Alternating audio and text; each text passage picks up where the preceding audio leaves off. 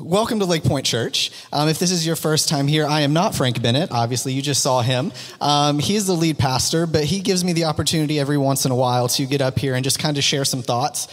So I'm really excited about starting the third sort of installment, I guess, if you will, of David. And I was actually really nervous to start or just kind of take it from here where Pastor Frank left off last week because, he was talking about how David is his favorite character and everything like that. And I was like, man, I don't want to get up here and ruin it, right? It's a lot of pressure. So I'm really excited to be here, though. I think that what God has given me and what Pastor Frank and I talked about and what to discuss, I think it's going to be awesome. I think you guys will really get a lot from it. I know I've learned a lot from the first 2 weeks. So hopefully I can keep that flow going, and hopefully we can all learn something together about the life of David, which I'm really excited about. However, before we do that, and before I jump right in to David, there's a little matter of debate that I would like to settle. Now, before we settle this debate, and before you get all mad and upset, don't throw things up here at the stage at me. Don't come, find me in the parking lot and decide to beat me up after. Don't do that, because I won't fight back, I promise. I'll just let you do it. So please don't embarrass me like that in front of everybody, especially in front of my wife. Just, if you're going to do it, just let her leave first. But before we do that, we need to settle a debate here. And that is, who is the greatest rapper of all time? All right, we're going to settle that debate real quick. And it sounds like that's not relevant, but I promise you it will be. Because there's a lot of debate recently, especially about who is really the greatest rapper of all time. Do you count the people, from like the early hip hop when it first started, or like today's hip hop, if that's even considered hip hop anymore, or are they even rapping anymore at this point? Like, what is it, right? So we need to settle that debate. And I think I can do it, and I think I'm going to do it, because obviously I look like I am just the poster child for being able to settle a rap debate, right? Going to Adairsville High School, the epicenter of rap, in case you were confused. However, I'm here to tell you today that the greatest rapper of all time is not Biggie. I'm sorry for those of you who think he is not. It is not Tupac. Sorry, Pac, if you're watching in Cuba somewhere. Just facts, just saying facts, by the way. It is not Eminem, contrary to popular belief, even though, he would tell you himself that he is. It is also not Kendrick. It's not Kendrick Lamar. Although I do love Kendrick. Clean version, of course. Always clean version, of course. It's not Drake. It is not any of the rappers today. No, it is not. The greatest of all time, the GOAT, if you will, is none other than King D. That's his street name. You might know him as King David, but it is definitely King D. See, we have those 4 words up there about what David is. Shepherd, worshiper, warrior, king. We also forgot the word GOAT, greatest of all time, because he is. He has been putting out banger after banger for about 3,000 years. Not even Jay-Z can claim that. Not even Eminem can claim that. Nobody can claim that except for King D. And you might be wondering, well, I haven't heard of any of these. You have. His mixtape is called Psalms, in case you were wondering. There are 150 of them. Now, not all 150 are his. He had some collabs on there for sure. But about half of them can be attributed to King D.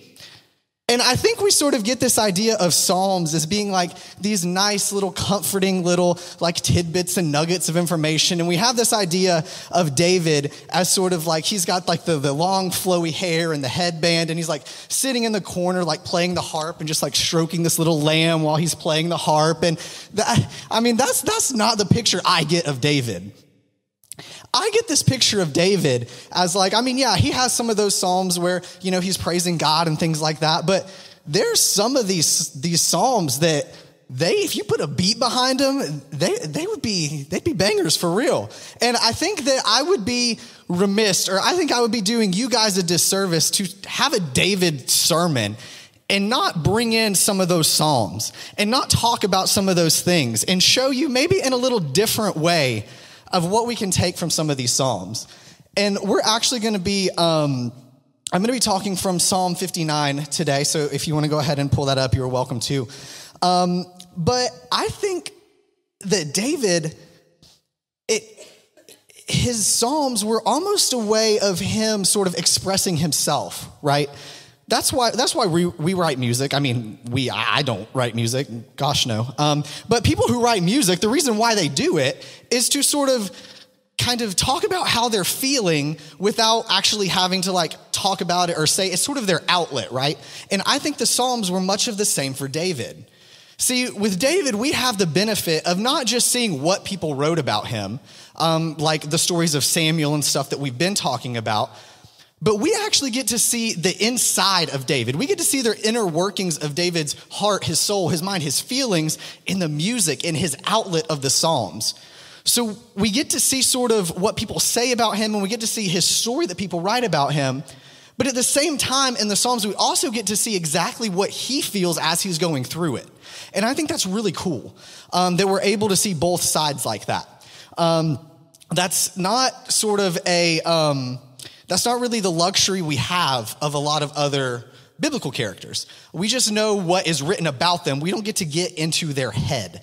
And it's cool because we can look at the Psalms and we can see the good times. You can tell the Psalms that he wrote when he was going through good times. And then you can also tell the Psalms that he wrote when he was going through some rough stuff. And those are not, those sort of rough times are not the picture that I get of David playing the nice little harp and stroking the sheep, right? That's not the picture that I get from those Psalms. And Psalm 59 is one of them that I think you might look at a little differently. So let's go ahead and pull that up. We're going to be in Psalm 59, verse 9. We're going to start there. And it says, "You are my strength. I watch for you. O God, are my fortress. You, God, are my fortress, my God on whom I can rely." Isn't that pretty? Isn't that nice? Isn't that a nice psalm? That's one of those things that like you want to just like you want to screenshot it. You want to make it as your background. You want to like write it in like some nice pretty cursive font, like a pink cursive font. And you want to like crochet it on a pillow and you want to put like a coffee mug with like a bald eagle and like a hot air balloon and a mountain climber and turn it into this motivational poster, right? That's one of those motivational pictures that you see. We have some nice moments for David, right? Obviously, he was saying, "My God, I can rely on you. You're my strength, my fortress." You're like, yeah, that's pretty cool. I like that. I want to remind myself of that every day, right? But then we see it kind of takes a turn here.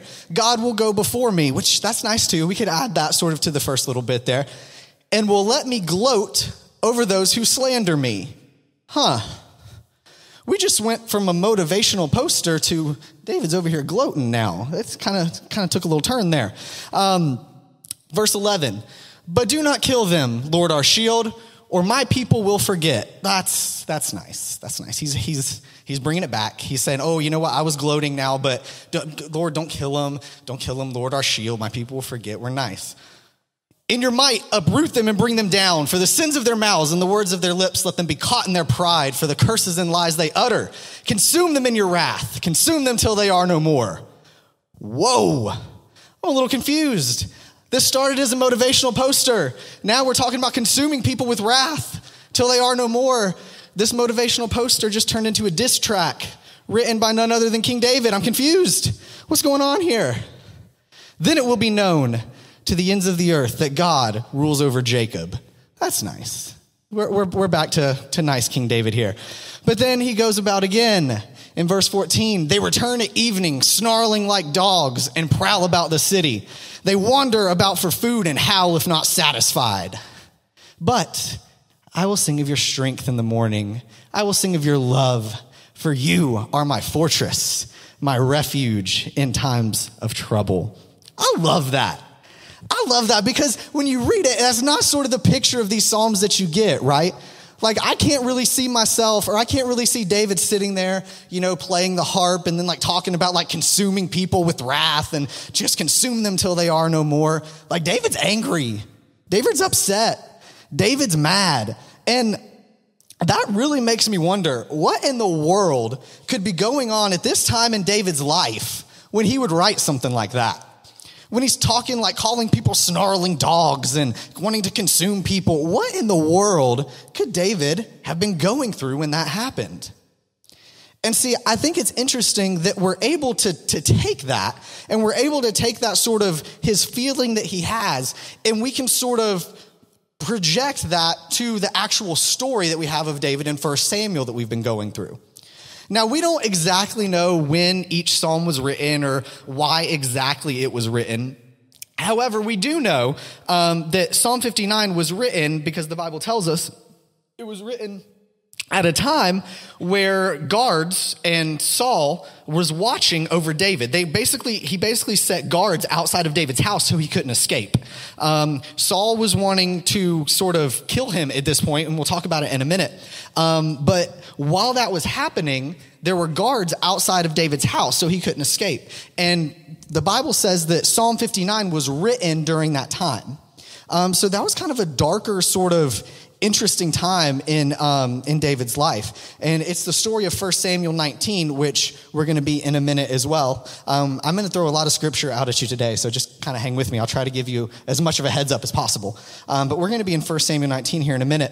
But before we dig in there's one thing I want to point out. And if you don't get anything from the rest of what I'm about to tell you, or if you're already lost, which is a very good possibility, come back to me real quick and just know this one thing. When we go back to the psalm in the last sort of verse of that psalm that we just read, David wrote that God is our refuge in times of trouble. And that's an important sentence there. That's an important verse because he's our refuge in times of trouble. It never says anything about he's our refuge from trouble.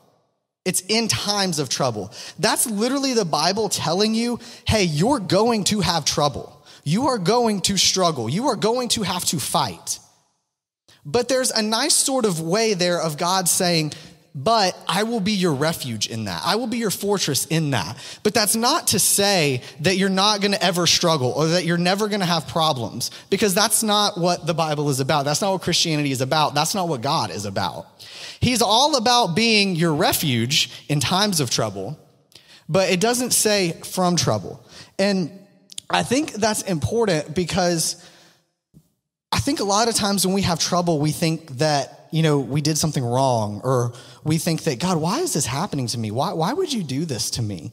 And I think it's because we don't really understand what God's doing most of the time, because most of the time when we have trouble, it's not really trouble. God is actually training us for something greater. Your trouble most of the time is God training you for something bigger and better. He's training you to start something different. He's training you so that way you can say, you know what? I've been there. I've experienced that. Look where I can come today because I had that trouble, because I had that experience, because I was in that. I now know how to get past it. And I think when we realize that distinction and that designation, I think it really helps us for the way we live our lives, because it kind of changes the perspective that we have when we're struggling. It kind of changes that mindset that we have when we're like, God, why are you doing this to me? If we can sit here and think, you know what, God, this is not good. This is not fun, but I know it's because you're preparing me for something greater than I could ever imagine. So as we read this story of David, I think that that's exactly what's going on in these passages that we're going to read, is that God, you will see, is preparing and training David for the next journey, for the next phase of his life to be king. Because what we're going to read, there's a lot of junky stuff that happens to David that we're about to read today. But I think that God is just training David for that next phase of his life to be king. So just to recap really quickly, in case you missed the first 2 weeks or anything like that, we started with David in week 1, and we talked about how David was really successful. We're Psalm 59 that we just read was coming off the heels of some of the most successful times in David's life, which Pastor Frank talked about the last 2 weeks. He was anointed as a young man to be king in front of all his brothers. He had a pretty cool opportunity there. He was chosen as the king to replace Saul, which God, told Saul, or God saw Saul and say, hey, I don't have my hand on you anymore. You are not doing the kingly things that you're supposed to do that I would want you to do. So God anointed David instead. He was called a man after God's own heart. David was. He was also humble. He remained faithful. He was still a servant. Even after he was anointed king, what did he do? Pastor Frank told us, and he showed us in the scripture, that he went back out and tended the sheep, even after he was anointed king. So he was humble. He was faithful. He stayed doing what it is that he was supposed to do. So even though God spoke over him, he still stayed the same. Even though God said, hey, you are my chosen person that I'm going to anoint to be king, David still did the same things he always did. And that just shows the humility that David had. And I think that just sort of kind of made that point that God called him even more, because he knew that he wouldn't take advantage of that anointing. He knew that he wouldn't take advantage of that position of power or anything like that. And I think that's awesome. So even though everyone knew that he was going to be king, everybody knew he was kind of a little bit special, right? I mean, he got anointed. He had the ram's horn filled with oil poured over his head. Everybody knew, especially his brothers, that David was going to be special at some point. And if they didn't know it then, they certainly knew it in week 2 that we talked about last week after he killed the giant Goliath. At that point, you got to know David's a little bit special when all you need to kill Goliath is a slingshot and a stone. So clearly David's special. Everybody knows it. King Saul didn't really have the confidence in David until he went out there and brought Goliath's head back. Which at that point, you got to give it to him. You got to say, hey, man, you're carrying a giant's head. All right, dude, I got you. You're like, I have some confidence in you.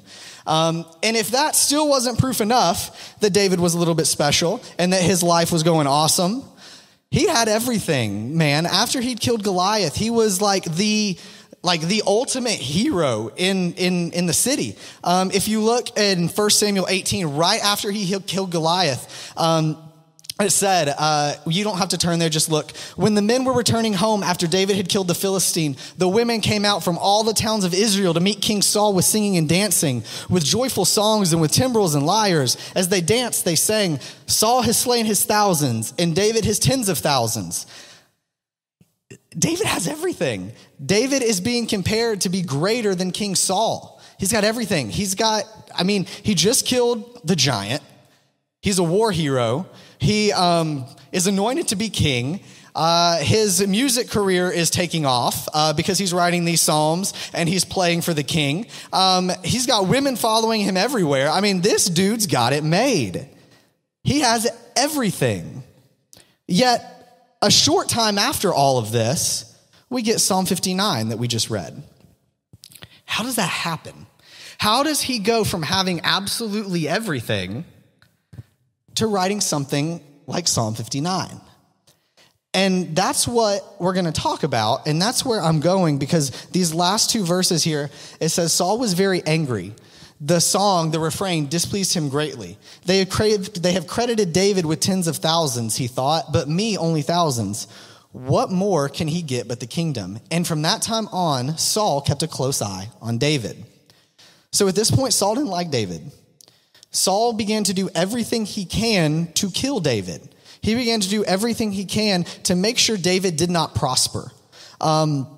He wanted to do everything he possibly could to make sure that David would not be successful in taking over the throne from him. He tried many ways to kill him. After David killed Goliath, all of a sudden Saul goes, hey man, you're going to be like a high-ranking military officer. You're going to go out and kill like thousands more Philistines, right?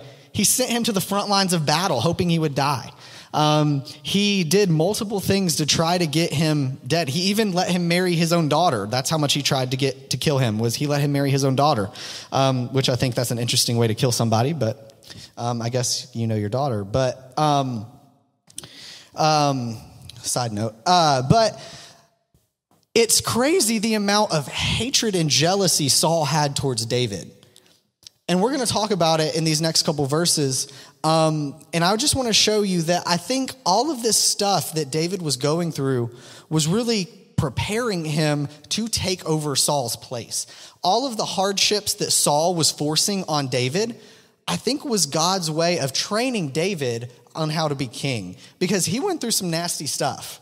But God knew the only way to adequately prepare David was to throw everything he had at him. So that way when he got to be king, he could say, you know what? I have faced anything I could possibly face.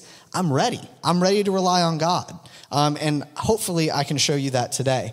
So we're going to pick up in 1 Samuel 19, verse 8. So this is after David kills David kills Goliath. This is after the women are singing and dancing. This is after Saul keeps an eye on him and appoints him a high ranking in the military officer and things like that. This is after he marries his daughter. So that's the context for where we're going to pick up.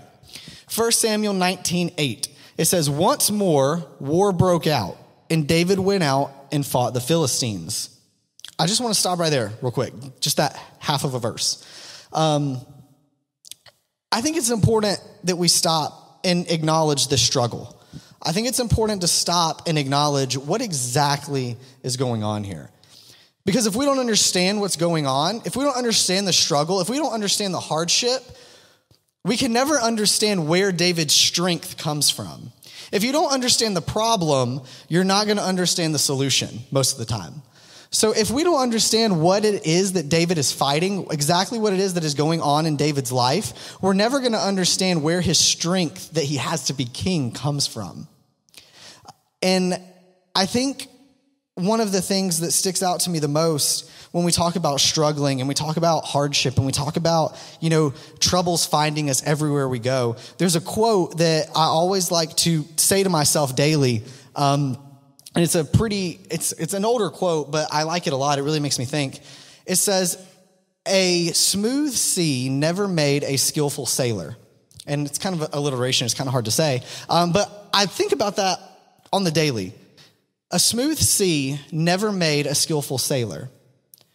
What that tells me is that the only way to get good at something, or the only way to get better at something, or the only way to gain strength through something is to go through something rough, is to go through something that's not always perfect.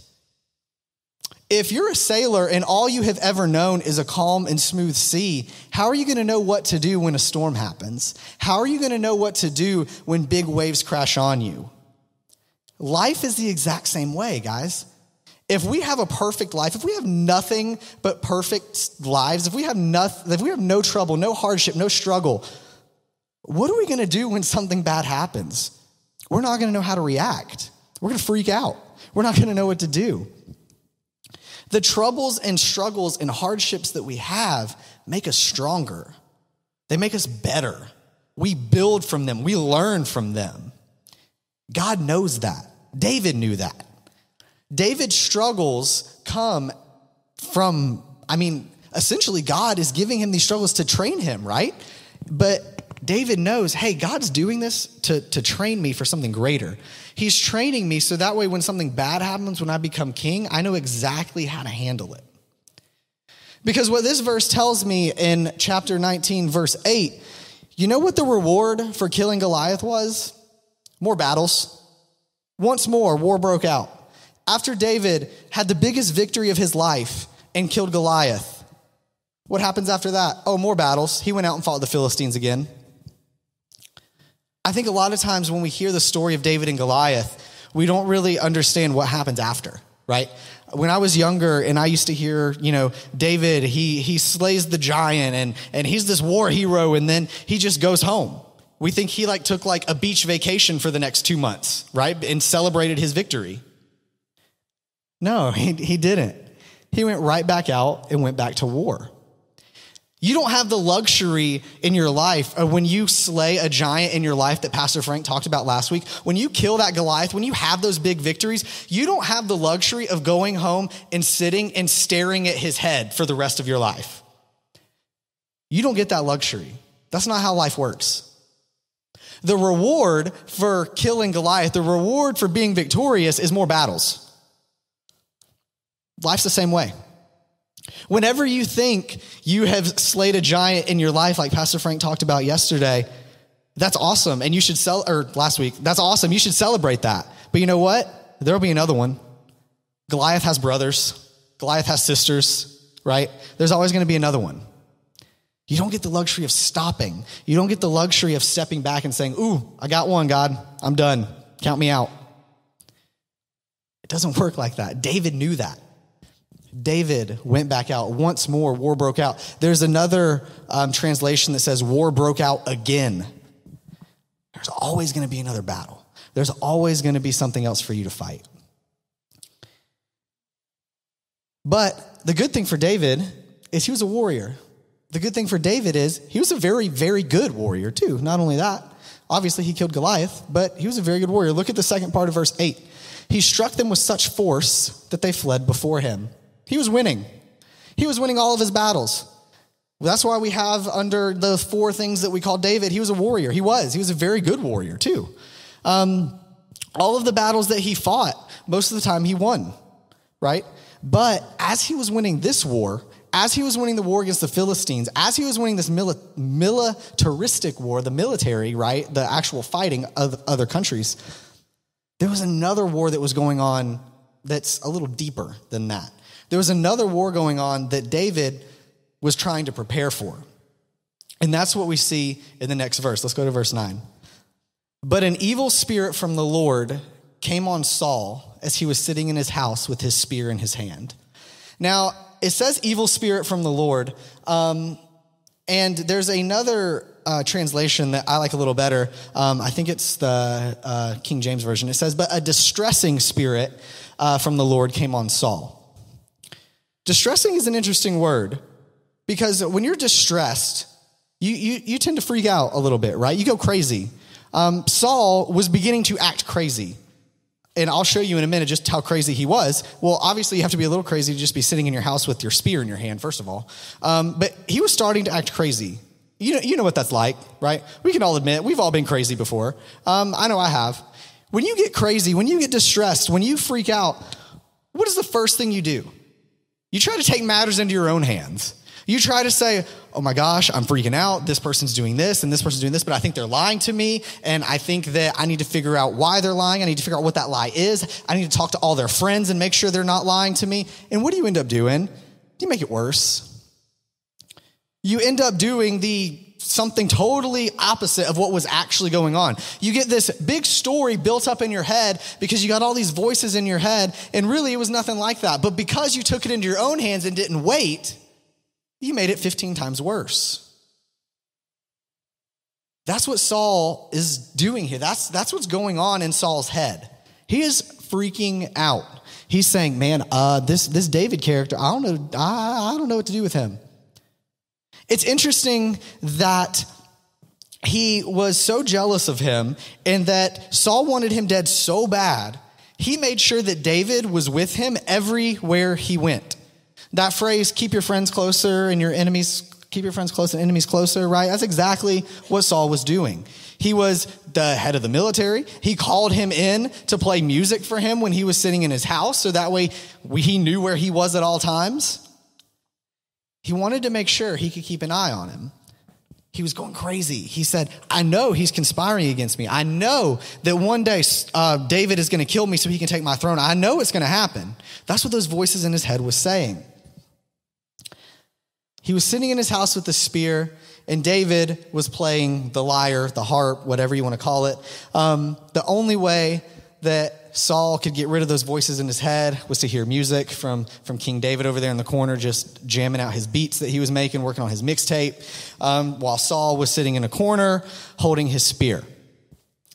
Picture that for me really quickly, because that's really creepy. That reminds me of like this scary movie, right? Where you like open up this door to this room and like you got some dude just like chilling in a corner. I don't have a stool, but if I had a stool, I'd sit on it and I'd pretend I had a spear.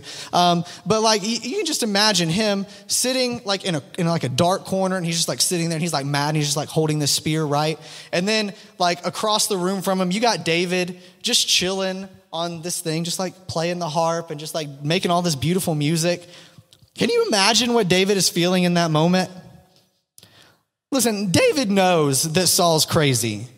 David knows that Saul's got something going on. Can you imagine sitting behind a harp and staring across the room and seeing the king holding a spear and staring at you? I can't imagine that. I cannot imagine what was going through David's mind when that happened. Fortunately for us, we know what was going through David's mind when it happened. That's what we have the Psalms for, right? Psalm 59, that's what we just read while he was going through all this.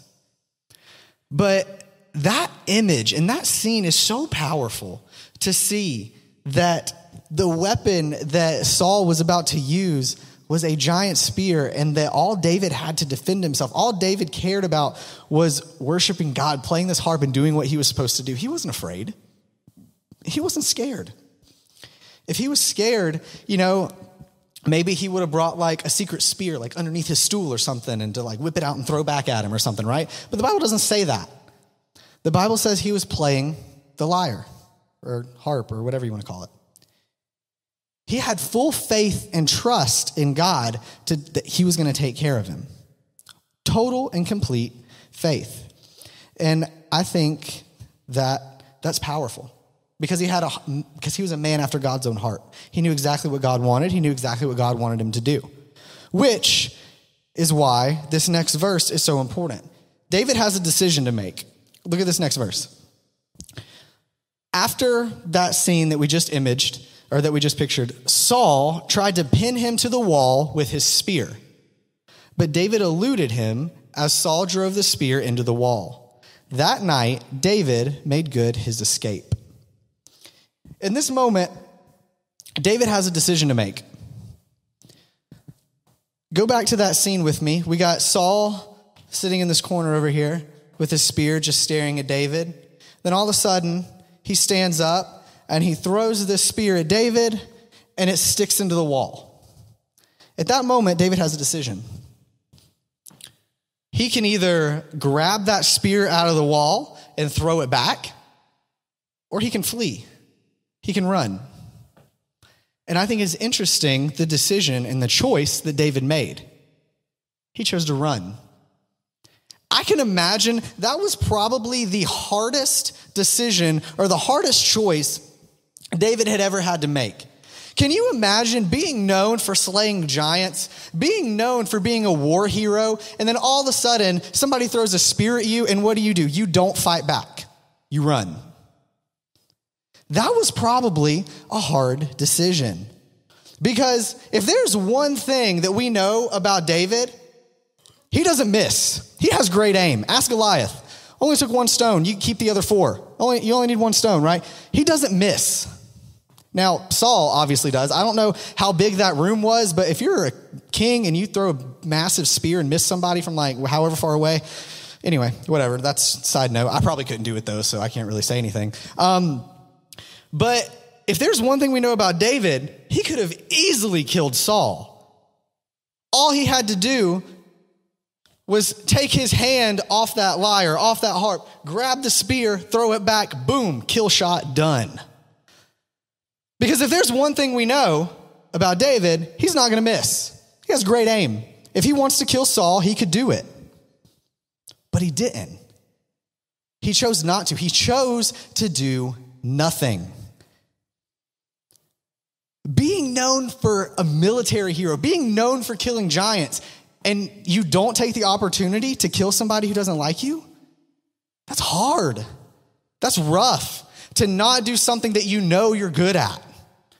Man, if you could see some of like the replies and comments that I put on Facebook to people that I never send, it would be pretty impressive. I might not be allowed in this church anymore because my wife has better judgment than me and tells me not to post it.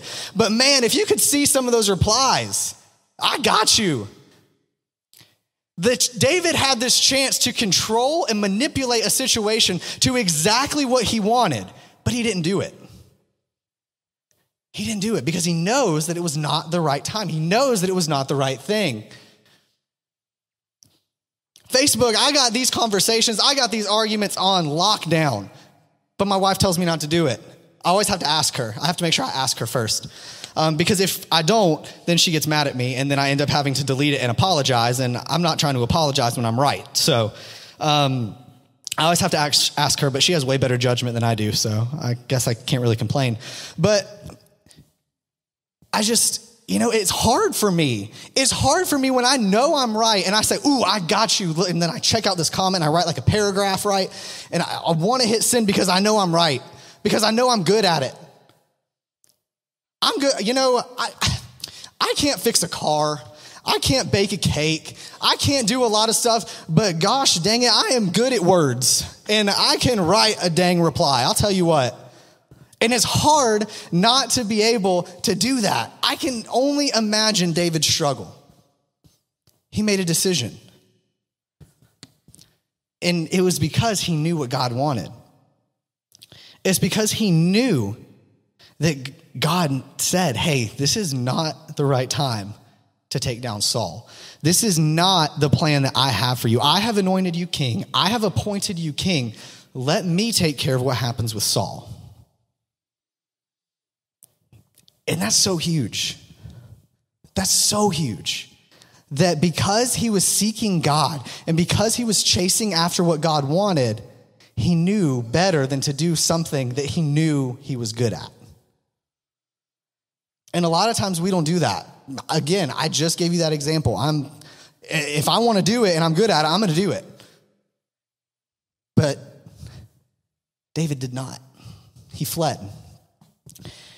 And I think the reason why God made him do this, or the reason why God said, kind of put that in David's spirit, put it in his heart, not to kill Saul, was because God needed to break down everything that David knew in order to prepare him to be king. He had to remove every good thing. He had to remove everything that David relied on and break him down so much that by the time he got to be king, he knew that all he had to rely on, or all he could rely on, all he needed to rely on was God.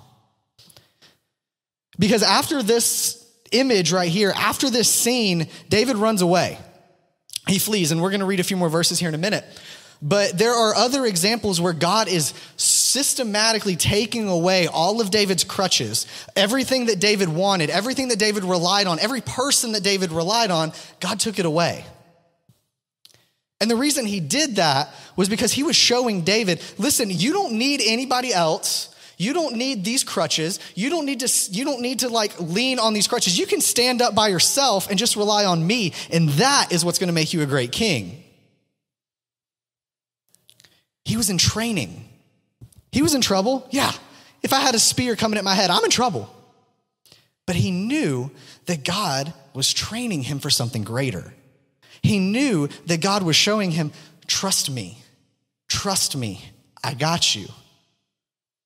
That's the first example that we see of David sort of kind of breaking down everything that he knew. God took away his ability to fight back. The one thing that David knew how to do, to fight back, he took that away. Let's look what else he took away. If we go to 1 Samuel 19, 11 through 17. Saul sent men to David's house to watch it and kill him in the morning, which is where Psalm 59 comes from, which we talked about. But Michael, however you want to say that, I don't know. But anyways, David's wife warned him, if you don't run for your life tonight, tomorrow you will be killed. So she let David down through a window and he fled and escaped. Then she took an idol and laid it on the bed, covering it with a garment and putting some goat's hair at the head. When Saul sent the men to capture David, she said, he is ill. Then Saul sent the men back to see David and told them, bring him up to me in his bed so that I may kill him. But when the men entered, there was the idol on the bed and the head with some goat's hair. Saul said to her, why do you deceive me like this and send my enemy away so that he escaped? She told him, he said to me, let me get away. Why should I kill you? God took away the crutch of his wife. David had to flee and run away from his wife. What he relied on, his confidant, right? The person who you're supposed to share your life with the most. God took that away. I can't imagine, having God tell me, hey, you need to run away from Brittany. You need to run away from your wife because, you're relying on her too much. Well, yeah, I do, because I can't function appropriately as an adult without her. So I would be in trouble. But I can't imagine losing that crutch, right? After you spend your life with somebody for so long and after they're the biggest part of your life, the person you're supposed to share everything with, and you run away from them, you have to flee. I can't imagine that. God, again, slowly breaking down those crutches that David had in his life. Let's look at another one. 1 Samuel 19, verse 18. When David had fled and made his escape, talking about fleeing from his wife, he went to Samuel at Ramah and told him all that Saul had done to him. Then he and Samuel went to Naioth and stayed there. Word came to Saul, David is in Naioth at Ramah. So he sent men to capture him. But when they saw a group of prophets prophesying, with Samuel standing there as the leader, the Spirit of God came on Saul's men, and they also prophesied. Saul was told about it, and he sent more men, and they prophesied too. Saul sent men a third time, and they also prophesied. Finally, he himself, meaning Saul, left for Ramah and went to the great cistern. And he asked, "Where are Samuel and David?" "Over in Naioth at Ramah," they said. So Saul went to Naioth at Ramah, but the Spirit of God came even on him, and he walked along prophesying until he came to Naioth. He stripped off his garments, and he too prophesied in Samuel's presence. He lay naked all that day and all that night. This is why people say, "Is Saul also among the prophets?" Then David fled from Naioth at Ramah and went to Jonathan. This was the crutch of his counselor. See, we've talked about what Samuel was before in the last series before we got to David. Samuel was sort of David's mentor. He was sort of the closest person to David that kind of showed and taught David, hey, this is how a godly person is supposed to live. This is how you follow God. It was his closest counselor. It was his closest mentor. And God takes that away. Samuel was able to protect him, and God was able to protect him a couple times from the men that Saul sent 3 times, and then he protected him from Saul too. But then after, David had to flee. He left his counselor, the person who taught him everything, the person who was his mentor. He lost that. He lost that crutch of being able to go to Samuel and say, "Samuel, help me." He lost that. Again, God breaking down those things that David relied on. Next crutch, the crutch of his best friend. Samuel 20, verse 42, Jonathan. Jonathan said to David, "Go in peace, for we have sworn friendship with each other in the name of the Lord, saying, 'The Lord is witness between you and me, and between your descendants and mine forever.'" Then David left, and Jonathan went back to town. I don't have time to get into the story of David and Jonathan, but they were best friends. They were really close friends. I can't imagine. I've had the same best friend since I was in 4th grade, and I can't imagine having to flee and run away from them and never being able to rely on them for anything again. Because whenever I'm having a bad day or whenever something happens or, whenever I just need to talk to somebody, I talk to him. And I can't imagine having to run away and say, "Hey, we've sworn, as friends together and maybe eventually we'll be reconnected, but peace out, God took away his wife, took away his mentor, his counselor, took away his best friend. At some point, we get to the point where all David has left to rely on is himself. He doesn't have anybody else. He relies on himself. And then we see in the last piece of scripture that I want to read to you, what he does when all he has to rely on is himself. And this is in 1 Samuel 21, 10 through 13. That day, David fled from Saul and went to Achish, king of Gath. But the servants of Achish said to him, "Isn't this David, the king of the land? Isn't he the one they sing about in their dances? Saul has slain his thousands, and David his tens of thousands." David took these words to heart and was very much afraid of the king of Gath. So he pretended to be insane in their presence, and while he was in their hands, he acted like a madman, making marks on the doors of the gate and letting saliva run down his beard. It's a pretty interesting picture of King David, isn't it? It's a pretty disturbing picture of King David. What happened to David to where he had to resort to acting like a psychopath, basically, right? It was God taking away all of those things he had to rely on until the point where he even couldn't rely on himself. Think about it. The guy who killed Goliath, the guy who could defeat any Philistine ever, was afraid of another king and was so afraid that he resorted to being insane. That's what happened when he had to rely on himself, when all of his other mentors, all of his other crutches were taken away. God broke him down so much that the only thing he had to rely on was God. And see, that's the whole point of this section of verses. And that's the whole point, I think, of Psalm 59. If we can get that last verse of Psalm 59 up there again. But I will sing of your strength in the morning. I will sing of your love. You are my fortress and my refuge in times of trouble. That's the last verse of Psalm 59. So after all of the maddening things that he wrote, after all of the consuming them with wrath and striking them down and making them wish that they didn't do this to me, we resolve the psalm with this. I will sing of your strength. I will sing of your love. God, you're my fortress, my refuge in times of trouble. See, even though all that stuff was happening, David never forgot that.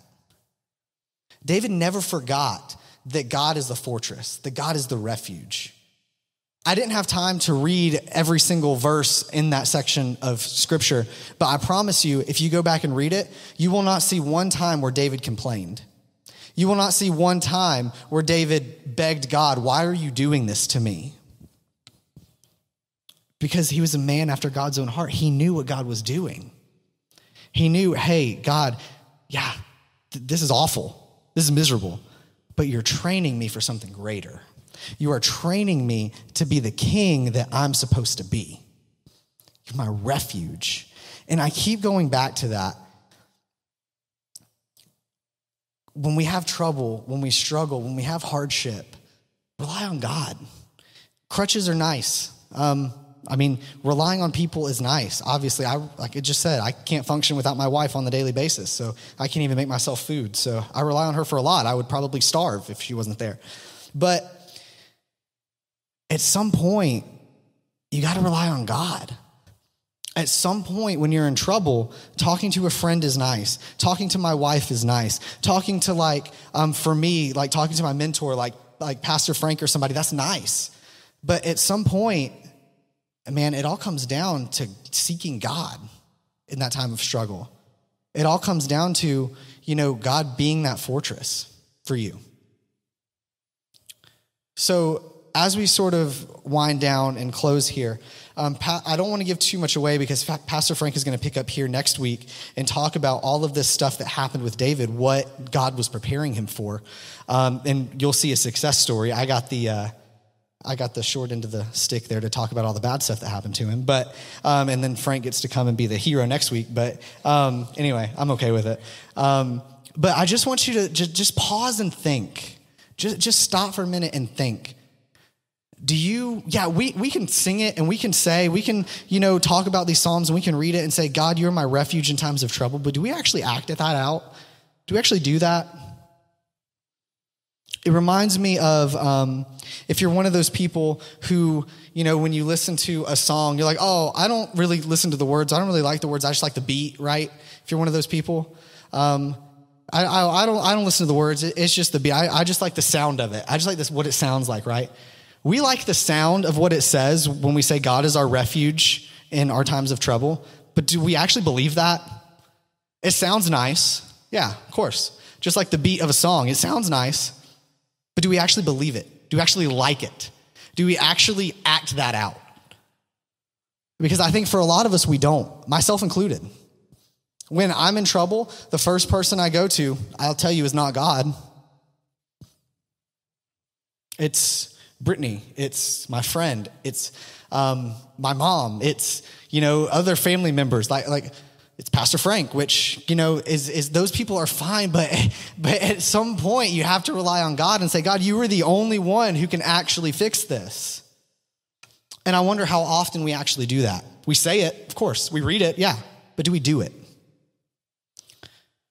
So I want to take a moment and I want to pray, and I want you guys just to think about whatever you're going through, whatever trouble you're having, is God actually your refuge in that? Or are you relying on a crutch to take care of it? Is God actually the one who is bringing you out of this? Or is it still happening to you? Are bad things still happening to you because you're relying on a crutch instead of God to take care of it? So as I pray, I want you to just take a moment and think about that. Think about, God, what is going on that you need to be my refuge in. Or maybe if you don't even, maybe he's not your refuge. Maybe you're not even going to him at all. Take this time to pray and say, God, I'm sorry. I've been relying on other people. I've been relying on too many things except for you to fix it. So pray with me. Dear Lord, I just thank you for this awesome group of people in this room, God. I thank you for the ability to get up here and be able to share my heart. And not only that, but to share what I believe you have for these people, God.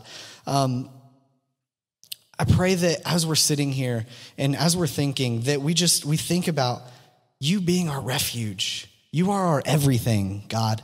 We say it, we talk about it, but most of the time we don't act on it. Most of the time we don't act it out. We like the way it sounds. We like the beat of it. But do we actually like it? Do we actually believe it? Do we actually trust it? God, I pray that if there's anybody in this room that is going through some trouble, that is going through some of these things that maybe David went through, or just going through whatever, that you come into their lives, that you come into their heart, that you come into their mind and be their fortress, be their refuge, God. Take care of them. And God, I pray that those people that need you, that they will reach out to you and know, hey, I can't rely on other people. I can't rely on just myself. I can't rely on my crutches. God, you are the only one who can fix my problem. I pray if there's anybody out there like that, God, that they just reach out. And God, there's another group of people in here that maybe you're not their refuge because maybe they don't know you. Maybe they don't have a relationship with you. They don't know you well enough for you to come into their heart and be their refuge. God, if that's them, if you're one of those people out there, I pray that you come speak to somebody. God has awesome plans for you. God can take care of you. God can be your refuge in those times of trouble. Now, that doesn't mean you won't have trouble, because we just talked about that. That's not how life works. But God can take care of you. And I pray that if you're one of those people, you'll come see me, Pastor Frank, come see somebody. It doesn't matter. Talk to somebody. God, you're awesome, you're wonderful, you're mighty, you're powerful, and we love you. I pray all these things in your name. Amen.